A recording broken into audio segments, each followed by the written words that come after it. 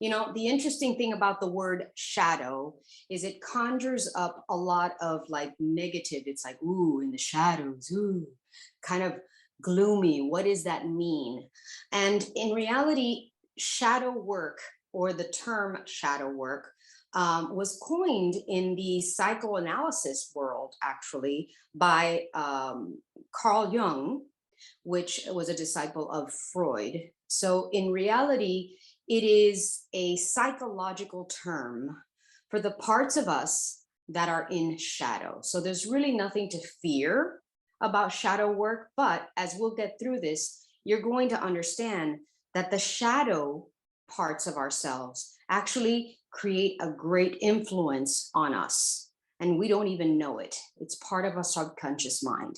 So on our journey of awakening, and on our journey of becoming masters as we grow in our spiritual awakening, we learn techniques and processes to help us get there faster, better, and also share them with others. So this shadow work is part of that. So when we did our class on mastery, I think it was a couple of weeks ago, or was it 1 week ago? I'm not sure. We talked about a statement of making to ourselves, which was, I know who I am in truth. I know what I am in truth. I know how I serve in truth.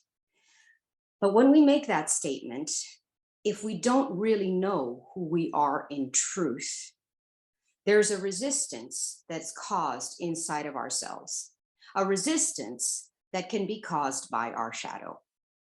It's the aspect of ourselves that lies on the subconscious mind that we may or may not recognize, and it influences us. So today we're going to learn about what the shadow is, how to spot it in yourself, and some techniques to work with it and integrate it, because that's actually what we're going for here.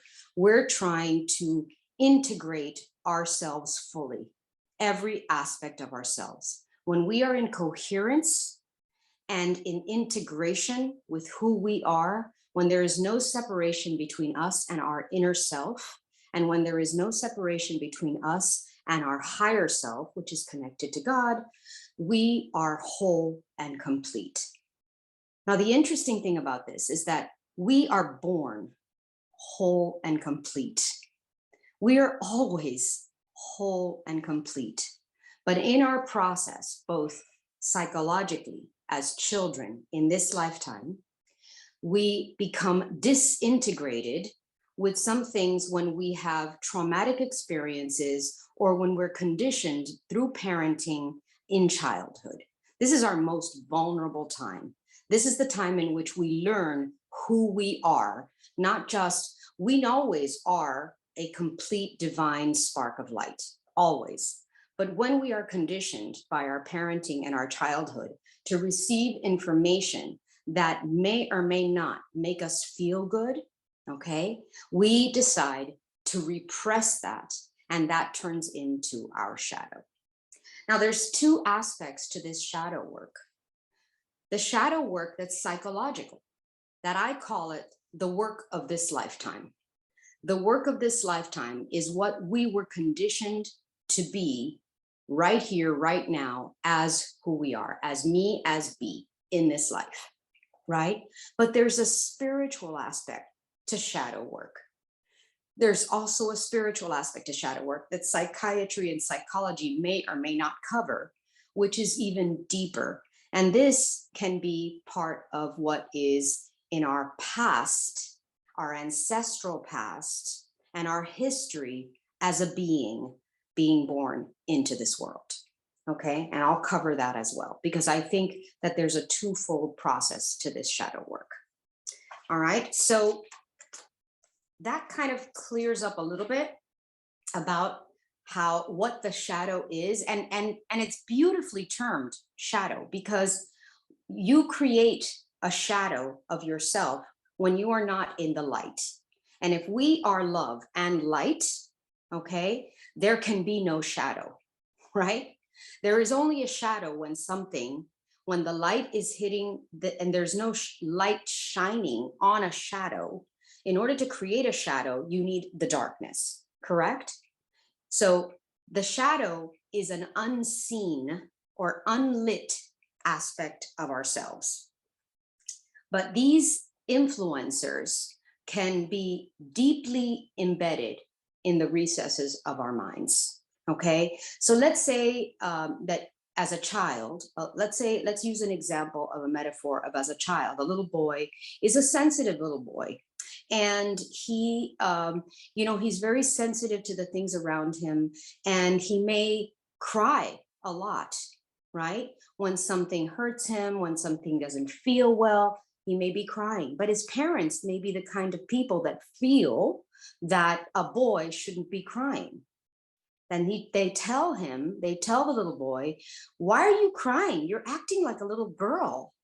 And when they say that to this child, to this sensitive child, all of a sudden that child recognizes that this is behavior he's not supposed to be doing. Okay, that's not right. It's not accepted. It's judged by his parents, and that sensitivity that he has, that crying makes him seem like there's something wrong with him.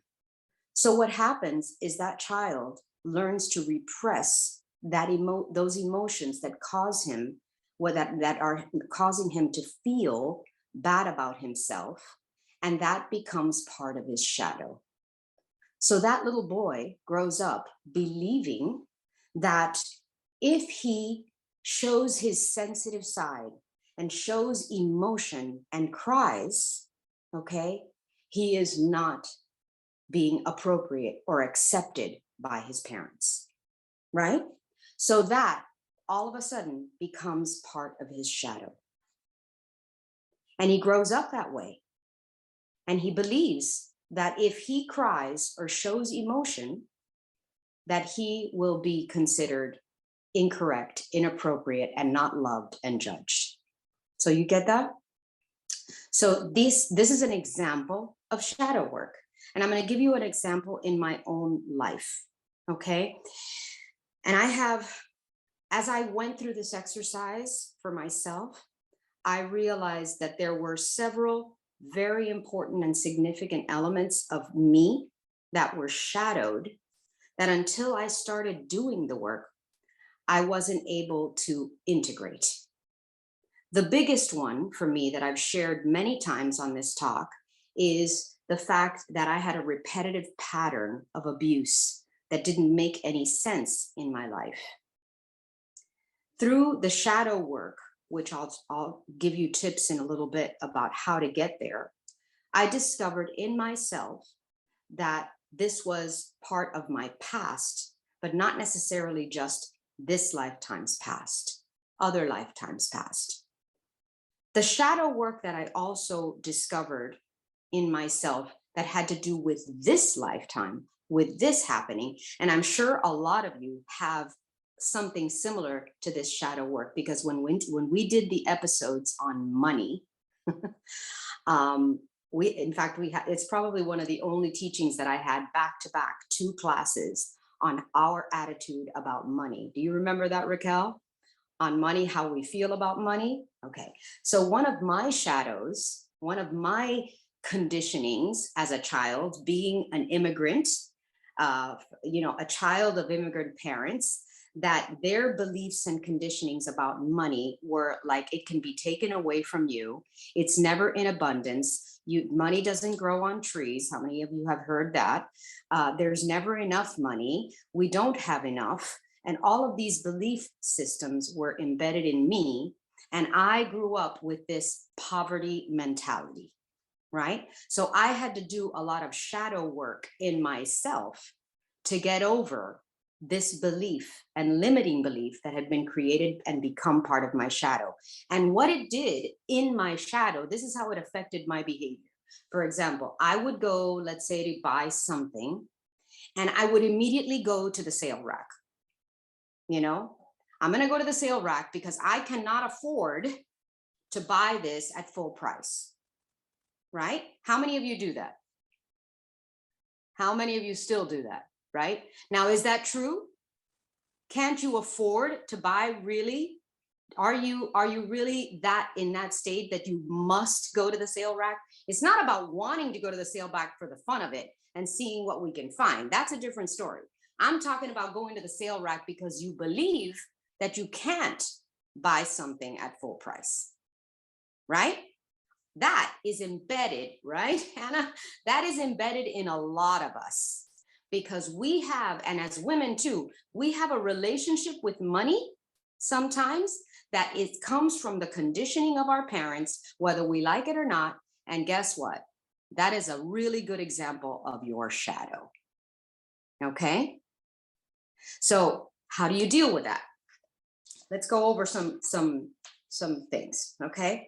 So firstly, I want you to know that when your shadow work, you know how when your phone has all of these apps open, right? And you know that it's draining your batteries?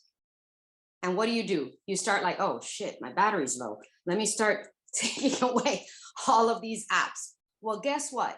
Your shadow are all of those apps running in the background. And what do? They drain your energy. They are running in the background of your mind and they are draining your energy because it takes a lot of energy to be inauthentic. Now you're saying, what? Inauthentic? Me? I'm extremely authentic. What do you mean? I'm exactly as I am. Ha! Yeah, that's what you think. But in reality, we all wear masks hiding our shadow. We all have shadows that we don't recognize, okay? And they are draining our batteries, whether we know it or not. So the point of today is to make you aware, possibly of one or two or three of your shadows that you may not be aware of, okay? Because they're operating back there and we gotta just like swipe up, get them out of here, right? Right? Because they are draining us, whether we know it or not, all right? So the fakeness of putting on a mask every day to hide what we believe might not be accepted or desired, guess what? It's exhausting, right? Exhausting. So in our process of becoming spiritually awake, spiritually aware, and on our authentic truth, and in our authentic truth, we must take off all of our masks, all of them. And it takes work. It's not fun, okay? I've said this, and like I just can't get over Soraida's comment. It's like, this being awake shit really is a pain in the ass. And it really is, because, you know, the more we become awake and aware, the more we recognize that we've got to do some more work, all right? It's just part of the process, right? But the rewards are amazing. Because I can tell you for myself, once I released this belief that I could not buy full price, it was like, oh, it actually took away the need to buy full price. Now I could do whatever I want. If I feel like it, I can buy it. And if I don't, I won't. But it doesn't trigger me as feeling lesser than, right? And therein lies one of our tips. So I'm going to go over a few ways in which we can recognize our shadow, okay? So firstly, I want you to write down this little tip. It says the choice is that you either own your shadow or it owns you, okay? So our shadow self is a fragmented part of ourselves. It's a split in our personalities, okay? And when we are fragmented, when we are broken up in parts, did you guys ever see Sybil, right? That movie? I mean, am I showing my age? Yes, okay. Yeah, scary shit. But she had a million personalities that exhausted her, right? Well, that's exactly what happens when you are fragmented, okay? And how does this show up in you? To spot your shadow, you have, 4 ways, okay? 4 ways that are easily spot your shadow. Number one is projection. Okay. How many of you had heard that psychological term? Oh, you're just projecting at me, right? Most people know this by now. Some people know. It's just like being in the grocery line and talking about your chakras today. Everybody knows what a chakra is. Maybe 10 years ago, nobody did. But today, everybody knows, oh, you're just projecting, right? But do we really know what projecting is? Okay. You may be judging someone else for certain negative characteristics like anger. You know, how many times have you not seen somebody that's angry, right? And you're like, oh man, what an angry person. But are you judging them? Yes. Do you have anger too? Yes. Okay. So most people that show up in your life, especially when they're exhibiting negative behaviors, they are mirroring something within you to see if you are projecting at them. Okay. So others mirror your true self. Everyone that shows up is a mirror of you because we create our own reality. Remember when I said, and in our meditation on Friday, I mentioned this, that part of one of the greatest parts of becoming a spiritually awakened person is to take full responsibility for everything that shows up in your life.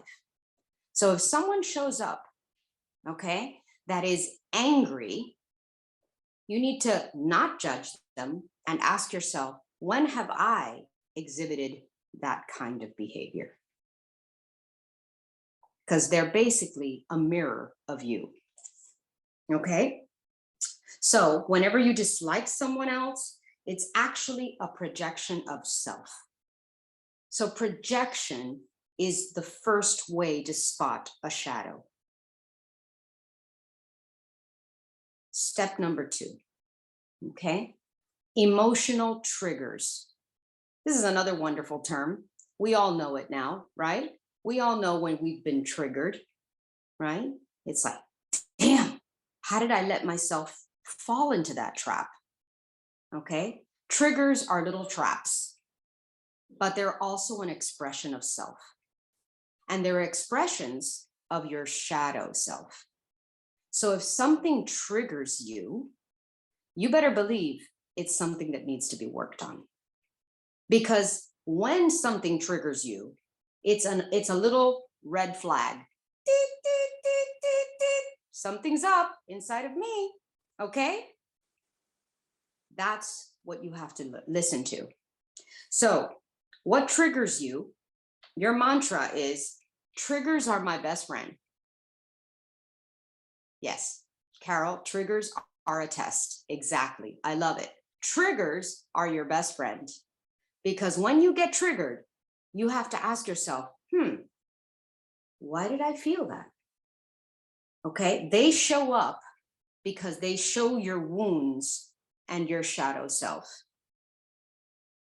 You'll need to ask yourself some questions once you calm down. Firstly, don't feel guilty about being triggered. We all get angry. We are all human. So when we are triggered by anything, yes, like an alarm, right? Exactly. And I recognize how far I've come by how little triggers me these days. Yesterday I was driving to get my nail appointment done. Ooh, look how pretty that is. So, and I'm in the middle. I'm in my car, right with a red light in front of me, a car right in front of me, and this guy wants to turn into the lane, make a left turn, and I'm in the middle space because there's a red light in front of me. I can't jump the car over me. And this guy in the other car, I could see his face. He's like, I'm like, excuse me, I can't go anywhere. Sorry about that. I'm so sorry you feel that way. In my head, right? Of course I said, I'm so sorry you're so angry. He was obviously triggered, right? But did I get triggered because of his trigger? Did I get road rage? Did I tell him, what an asshole, bird? No, I didn't. I didn't do any of that. I laughed at him. I was like, oh my God, what a waste of energy, right? Because that's where I am, right? but he certainly was not. This man was angry over 2 seconds of the light not changing so that he could make his left turn. Okay? Now, doesn't that feel like a huge waste of energy? But if you're in that moment and you're rushed and you're late to an appointment because maybe you don't like being late, maybe it embarrasses you when you show up to a meeting late and you don't know how to deal with that, and you get that road rage and you're like, fuck, move out of the way, and there you go. You got triggered, right? So, what is that trigger there to tell you? I hate being late. I've been humiliated when I've been late. I don't like feeling embarrassed. These things, maybe you were in second grade and you were, and your mom took you to school late and you had to show up in the classroom and everybody laughed at you. And hey, that's shadow work. Okay? That's what we're trying to get to. So you will need to ask yourself questions whenever you feel triggered to express a negative emotion. So you ask, why am I feeling this? Question number 1, why am I feeling this? Okay. Every time you ask that question, you will get an answer. And if you really want to do this work well, you do it in the quietness of after a meditation or a moment of silent breathing, breath work. This is all good stuff to ask that question of yourself. The moment you ask that question, you are literally asking your shadow self,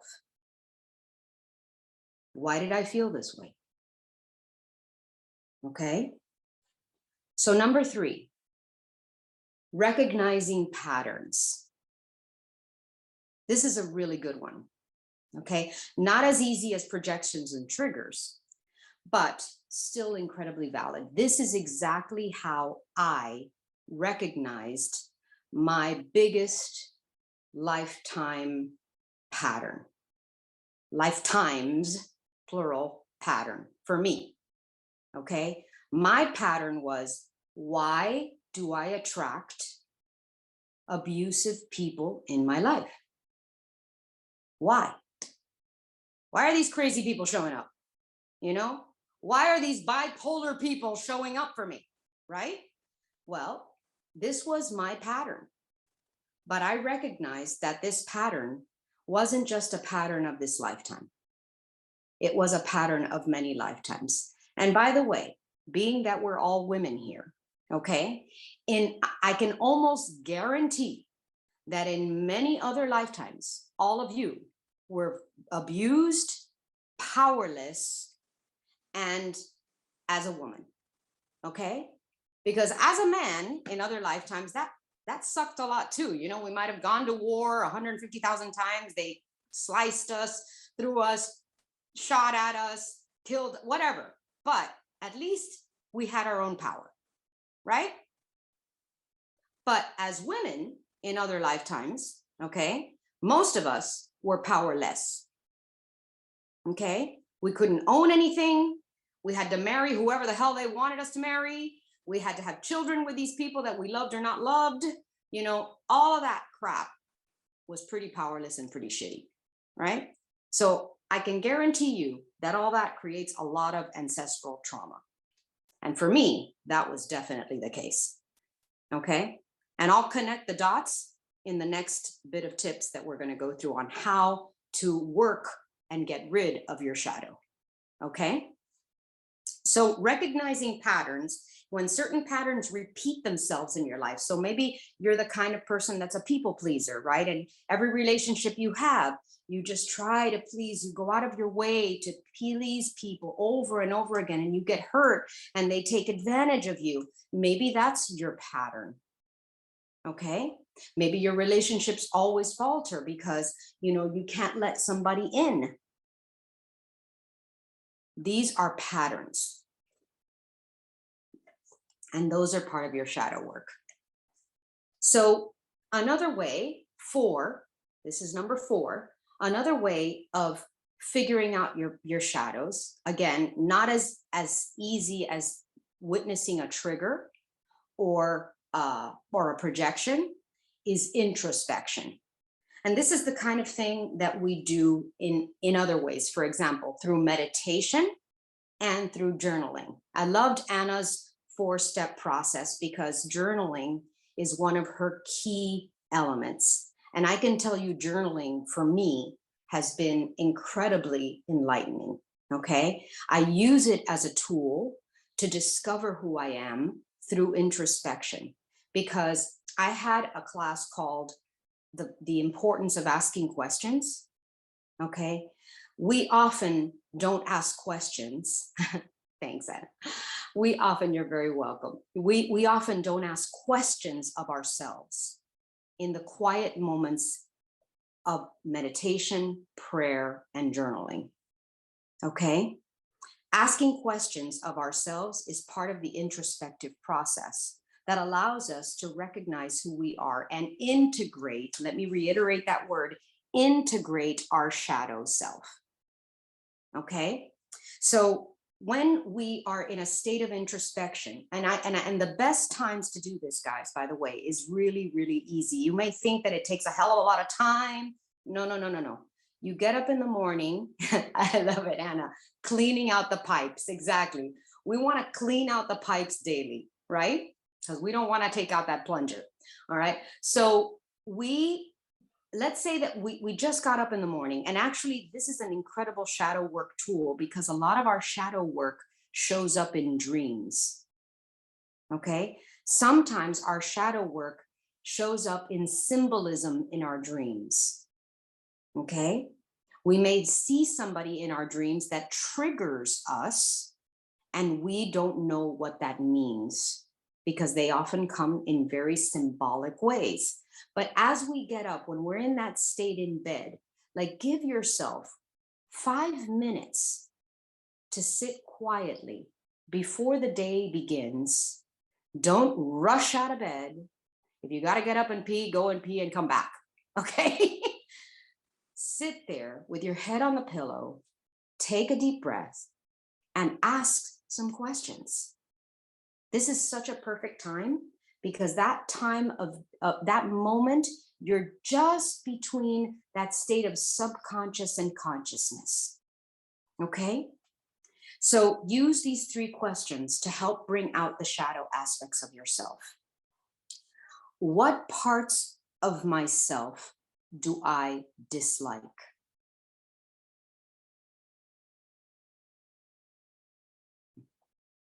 That's the first question. And see what comes up for you. Okay. What parts of myself do I dislike? And that's always a little bit distasteful. You're like, ugh. Like, for example, for me, what parts of myself do I dislike? Well, I used to answer that question is I used to get triggered greatly by frustration and impatience. Why aren't we doing this faster? Can't we get this done? So I didn't like that aspect of myself.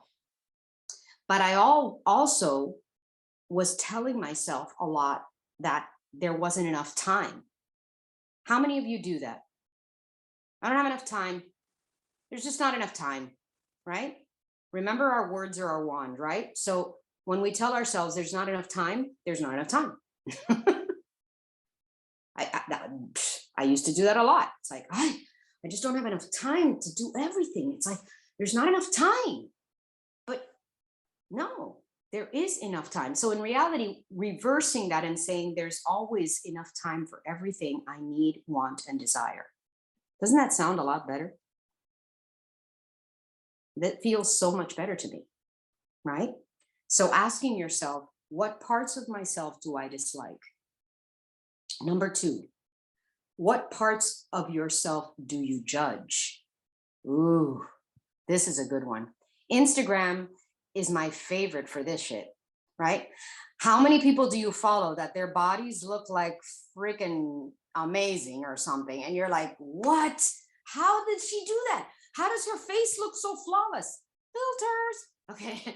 How does, all of them, right? You are always in a state of comparison. As women, this is one of our biggest challenges. We're always comparing ourselves to others. But guess what? When we judge, we don't love. And mostly, we don't love ourselves. So if you are in a state of judgment for yourself or for others, you're not in a state of love, period. So stop judging. But firstly, recognize when you're judging yourself. Okay? Be kind to yourself. Be kind. Number 3, what parts of yourself do you fear? What parts of yourself do you fear? I'll give you a good example. Are you afraid of getting angry?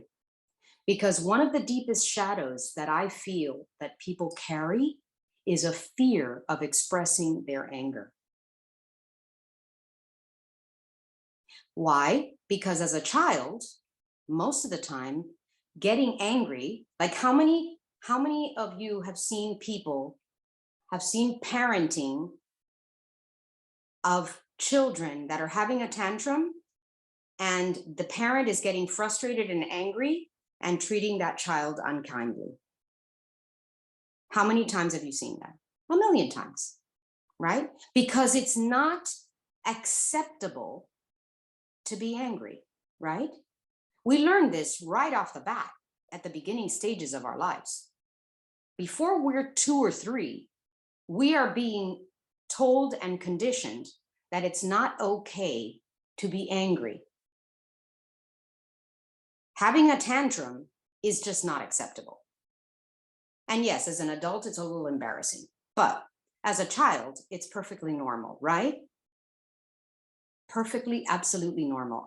If there's anything that I admire about my daughter, is how she treats her daughters when they get angry and have a tantrum. She just talks them through it. She just says, it's okay, baby. I know you're angry. That's all right. We'll wait until you get over it. Imagine if we all said that to ourselves. Can you imagine what a different world we would have? People would learn how to deal with their anger, because we're all going to have moments of anger. But what happens is that we repress that anger into the deep recesses of our minds, and it becomes a shadow in us. And then later, which I'll talk about this work as well, some of our shadow work is like the unacceptable emotion. The emotion that you're expressing is actually not what the shadow is. Okay, I'll give you an example. Some people later on in life become sad or depressed, right? But in reality, what they're hiding is anger. They're angry inside, but because it's unacceptable to express their anger in a healthy way, they become sad and depressed. Because that's more acceptable. So it's a hidden shadow. Okay? You get that? All right. So those are the 3 questions that you can use in your introspective journaling to help you. Yes, Anna, exactly. Depression is anger, can be anger towards self. Because the first thing we have to learn how to do is love ourselves wholly, completely, without any conditions or judgments. When we get to that place, we always function from a state of truth. Okay? And we all have to learn how to say, you know what, guys, I'm sorry. I'm angry. I'm triggered. Just give me 5 minutes. Okay? I'm going to walk around the block. I'll be back. Imagine if we were all able to say that, right? If we were all able to just speak our truth, the world would be such a better place. But we can only start from us, one at a time, okay? So the goal of shadow work is full integration, okay? I love it. That's why I need exercise a lot. Yes. I agree. I exercise a lot too. Those endorphins like make me feel great. Like, okay, I'm not angry anymore. All right. So the goal of shadow work is integration of the separated self that became fragmented due to the denial of negative emotions that you felt when you were unaccepted, okay, by society or parental conditioning to do difficult and they're difficult and painful to deal with. Okay. In order to become whole and complete, we must integrate, okay, all of the aspects of ourselves. So, for example, I've stated many times in this talk that God is in all of it, okay? The positive and the negative. This world is a world of duality and polarity. There will always be a positive and a negative. There is no judgment whether it is good or bad. God is in all of it. Okay? So here are some tips that I want you to listen to. Let me see how many of these. Yeah, there's a few tips here. Okay? These are things that you don't want to do when you're working to bring out the shadow work. Okay? So you don't want to antagonize the shadow. You have to tackle this work with love and compassion, okay? Because remember, what we focus on, we bring energy to. So when we're focusing on working on our shadow, we need to do this with love, because remember that we have to transmute something with the opposite with which it was created. And it's funny because I spoke about this a little bit on Friday's meditation in Sunrise. You cannot change the aspects or transmute something with the energy that which it was created. Okay? So we need to be loving and compassionate when we discover our shadow. Okay? We have to face it with love. We can't guilt it away or criticize it away. Okay? We need to love it away. So when I discovered that I had been patterning this abusive attraction in my life, I recognized also in myself, and I've admitted and confessed this many times on this talk, that I must have also been abusive. Okay? Because everything that shows up is a mirror of you. So if angry people are showing up in your life, then you might want to ask, shit, am I angry? What am I angry at? Why am I angry? Okay? Because oftentimes we hide our anger with sadness and depression. But deep inside, we're really just angry. Maybe we're angry because someone hurt us and it was too painful, so we repressed it and it became our shadow. So number 2 is observation without judgment. Once you spot your shadow, you may fall into the trap of judging it. Yes, face your shadow with humility. I love it. Humility is such a beautiful tool because it's so vulnerable. It's a sweetness, right? It's a sweetness. You know, treat yourself with loving kindness when you are doing this shadow work, because we all have our shadows. Not a single one of us doesn't. So don't allow your inner critic to rise up, because it will only serve to magnify the shadow. Remember that like attracts like. So if you treat your shadow with criticism, you're just adding fuel to the fire. Literally. Okay? So these are tools that I personally used as well so your shadow is the ugly part of us. I know, Mertz, I don't know when you came into the class. Maybe you missed the beginning part, but I can tell you, yes, it is not the ugly part of yourself. It's the repressed part of yourself. It's the part you don't want to see or may not be aware of, that was conditioned from your childhood or from past lives to to repress negative emotions. Okay?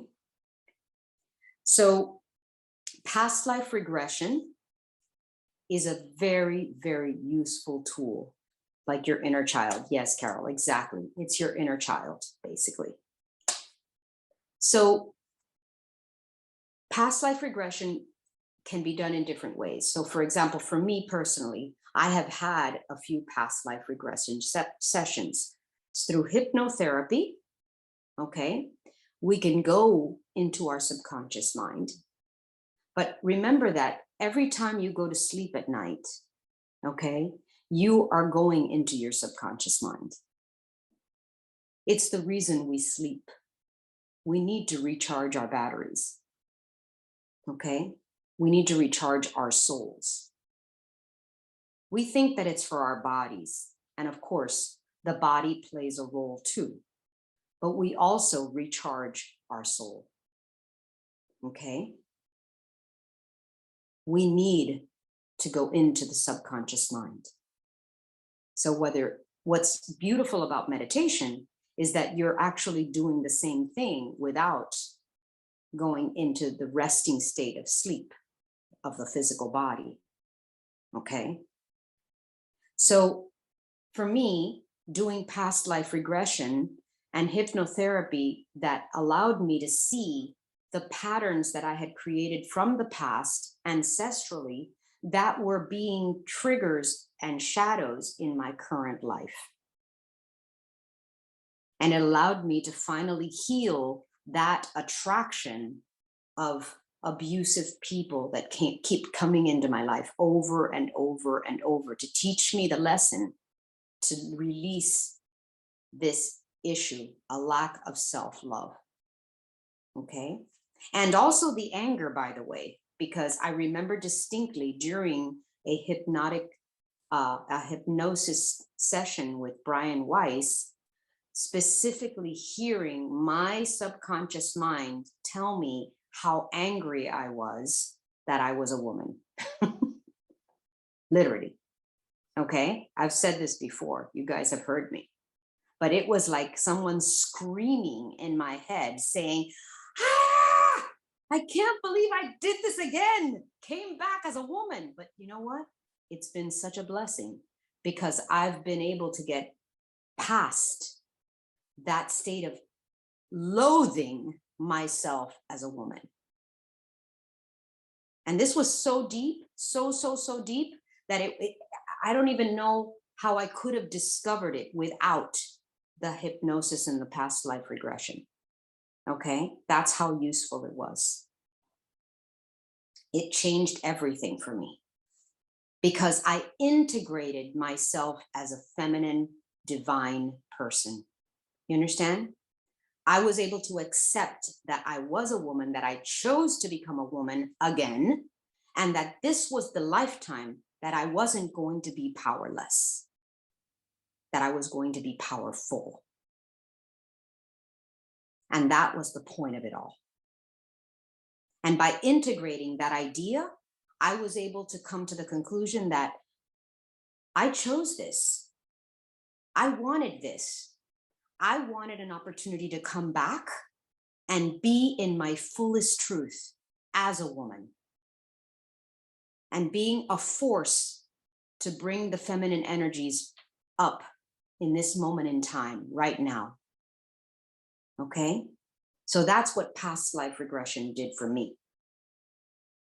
So the fourth is a childhood review. And this is where the inner child work comes in. And we've done a little bit of this on this class. We've talked about finding a picture of ourselves as a child and speaking to that child and asking it questions. So I'm going to help you with some questions if you want to do this work for yourself.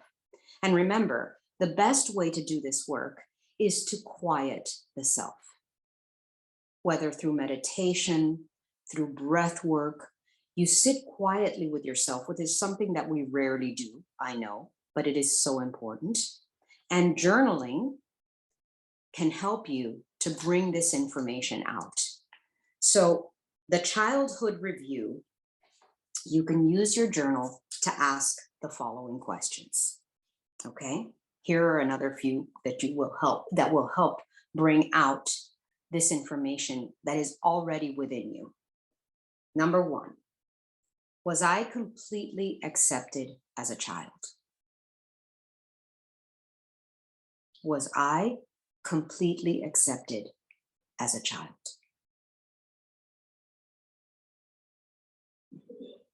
This is a big one. These questions are so emotional if we go there, because almost everyone has had an experience in childhood, and it may not have been from your parents. It could have been from one of your teachers that made you feel bad. You didn't do well in an exam or a test, or who knows, and they may have humiliated you. They may have made you feel bad, and that may have become an emotion that you repressed as your shadow. In my shadow work as an abused woman, right? I had everything happen to me on my left side of my body. All my pains, all my ills, all my everything. Why? Because I was trying to express myself in the masculine tendencies. I was going to be strong and powerful and this and whenever you're in an extreme, that's not good for you. Balance is perfect, right? Being in the middle space. So every time that I would get out of balance and be that like warrior, my left side of my body would say, oye, cálmate. You're out of whack, you're out of balance. So I would get pain in my ovary, pain in my head, pain in my breast. All of the feminine sides of me were complaining. Okay? Because balance and integration is what we're striving for. So think about these things when you're journaling in this exercise, in your childhood review. Then number 3 is, what behaviors and emotions were judged by my parents? Did they like, for example, sometimes as a boy, especially if you're a boy, then they love it when you act really strong, but maybe instead you're like that sensitive child that likes to cry and he wasn't allowed to cry. You understand? So therein lies the conflict and the split of the personality, because the whole point is to be in your truth, your authentic self with your authentic gifts. And we're going to get to the gifts part too, because shadow work only comes across as everything negative. But you know what? Like everything on this planet, there is a duality to shadow work too. And I'll explain in a moment. So those are your 3 questions for journaling regarding childhood. Okay? So,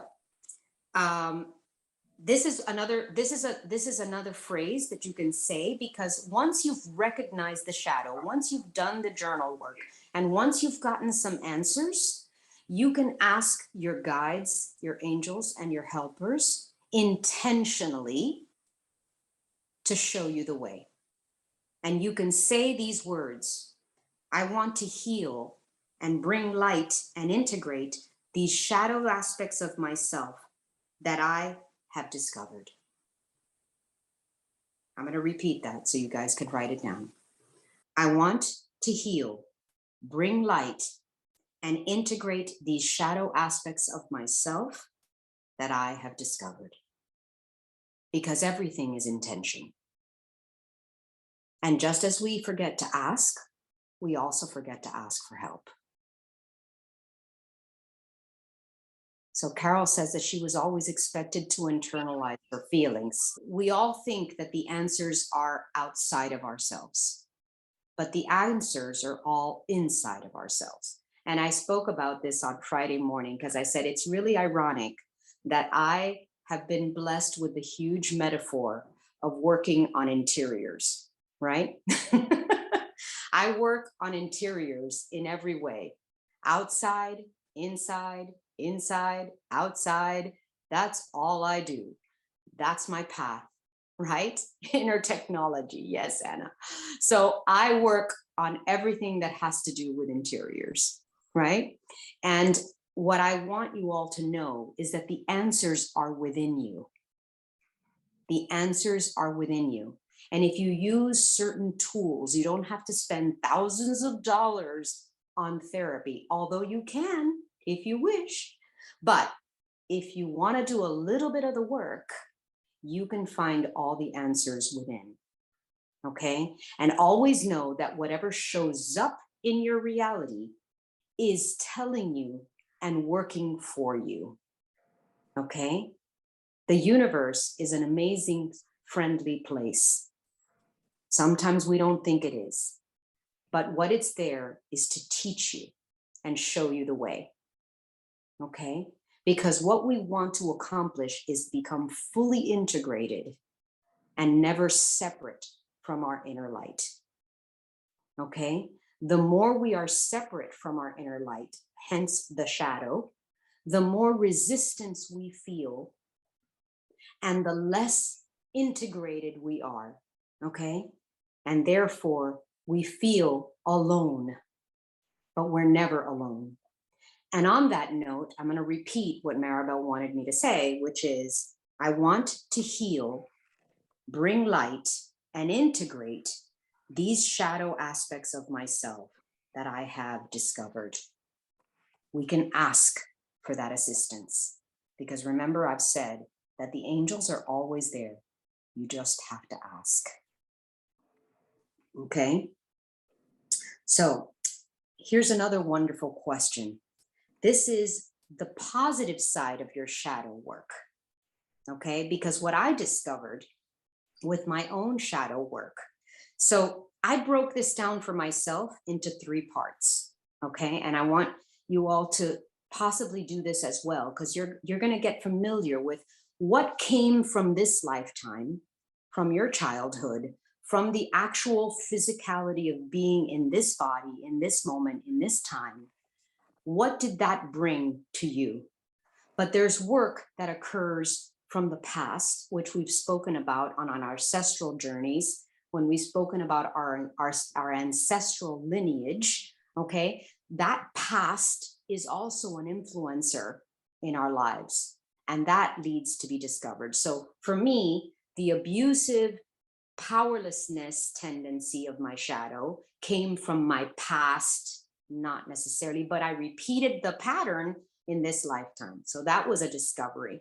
Number 2, from my childhood, one of the deepest wounds and shadows was my belief and limiting beliefs about money. Okay, that influenced me tremendously. And I still continue to do that work. Okay, that was number 2 for me. Number 3, on my higher shadow self, and this is what I was trying to tell you about the duality of shadow work. We think that it's all negative, but it's not. It also can be the repression of your talents and gifts that you are keeping in the shadow.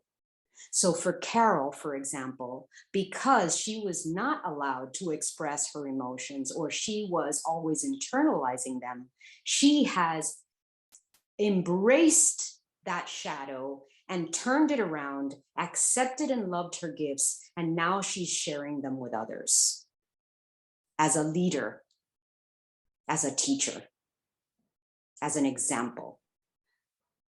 Yes, she found a way to use her shadow to work for her. You understand? And that's what I've been doing too, because there's always a side of me, this little voice in the back of my mind saying, what are you doing, B? You're not a spiritual healer. You're not a clairvoyant. You're not a channeler. That's my shadow. But when I bring light to it, I stand before you and tell you, yes, I receive downloads every week to be shared. I am a spiritual healer. I am a teacher, and I embrace who I am and on purpose, and I am good enough. You understand? That is part of the healing. What gifts are lying in your shadows, guys? Are you a leader waiting to be? Are you a teacher waiting to be? What are you that's hiding in the shadows and you haven't embraced fully? This is the beautiful thing about shadow work. We all have gifts and talents that are hidden, that maybe somebody told us we weren't supposed to do. One of the classics for me is people that go for a career simply because their parents told them, and then they were going to make a lot of money and everything was going to be great because they were going to be safe and secure. How many people do you know like that?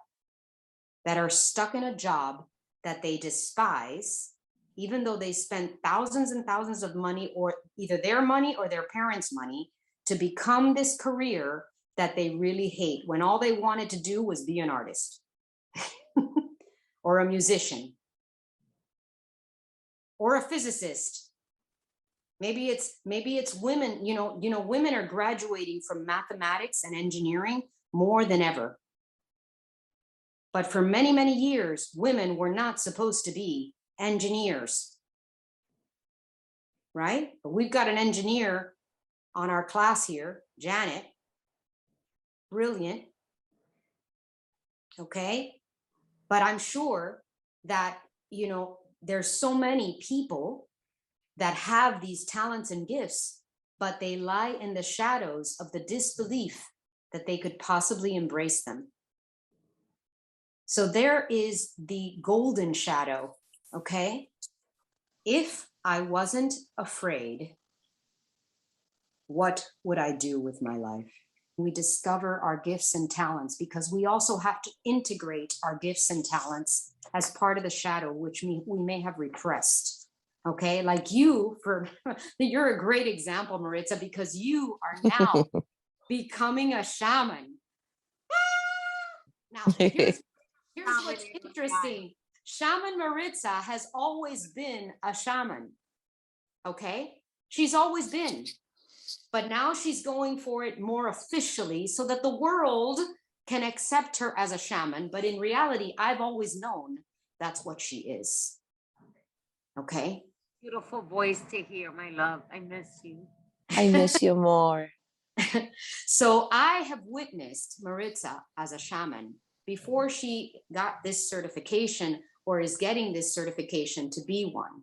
Okay. But in your shadow was this shaman, right? When that angel landed on the top of your car, and that was the first opening, she calls me, she's like, B, you're not going to believe this. Okay. I still, people wouldn't believe me. But I know that you are now on your purpose and your path because you've embraced the shadow of the shaman that has been there all the time. You understand? Mm-hmm. The same way that Anna got the call going to take her child to volleyball, and in that dark hotel room, okay, when she kept being called to meditate and say, okay, now what's your excuse, right? This is what happens. We hide the parts of ourselves that not only have been broken or wounded, right? Yes, Anna. So we're all have gifts and talents that are meant to be shared. And we all came in unique, expressive ways of our divine light. What gifts are waiting to be shared in you that you need to shed light on so that they become integrated and you feel confident enough to express them? This is what you're meant to do, all of you. For some of you, it might be something very simple, like being the most amazing mother on the planet to your children. It doesn't have to be something magnanimous, but it is, no matter what it is. I know that as I'm able to share this information with all of you, and God knows the download this week was intense. I had to write and write and write and write because there was so much that was coming through, because I realized how much shadow work I had done in my life that has put me in the position to do this. Okay? So when you ask that question, if I wasn't afraid, what would I do with my life? What is the answer? What comes up for you immediately? If I wasn't afraid. If you weren't conditioned to believe that you have to do something because you have to be safe, that is an expression of fear and not an expression of what you truly are, which is love and light. I hope you all found this information helpful. I thank you so much for sharing this precious weekend time, this Sunday morning with me on Sacred Soulful Sundays. Please like, subscribe, tell your friends, ask them to join, do all those wonderful things that you're supposed to do with all that social media stuff, and help us expand the wisdom, the knowledge, the blessings, the light, and the love throughout this incredible, incredible planet that we live on. This is what we're meant to do as divine feminine energy. I bless you all.